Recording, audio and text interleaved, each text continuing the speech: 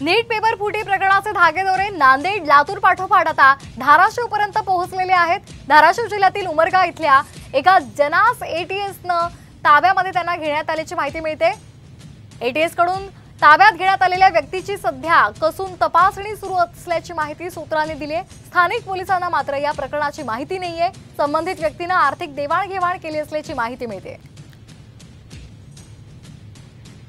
तर नीट पेपर फुटी प्रकरणाचे धागेदोरे आता नांदेड लातूर पाठोपाठ धाराशिव पर्यंत पोहोचलेले आहेत। धाराशिव जिल्ह्यातील उमरगा येथील एका जनास एटीएसनं ताब्यात घेतलेला आहे आणि आता सध्या त्या व्यक्तीची कसून तपासणी केली जाते। या संदर्भात अधिक माहिती घेऊयात आमचे प्रतिनिधी बालाजी सुरवसे यांच्याकडून। बालाजी, काय अधिकचे अपडेट्स?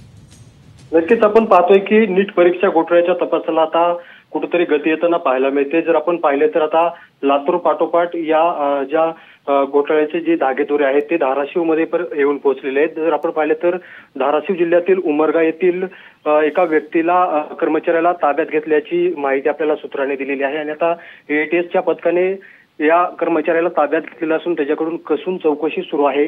दुसरी बाजू जर आपण पाहिली तर स्थानिक पोलिसांना किंवा इथल्या प्रशासनाला याबाबत कुठलीही माहिती नाही। मात्र शासकीय औद्योगिक प्रशिक्षण संस्थेतील हा कर्मचारी असल्याची माहिती समोर आलेली आहे आणि त्याला आता कसून त्याची चौकशी सुरू आहे। अगदी धन्यवाद आपण दिलेल्या माहितीसाठी।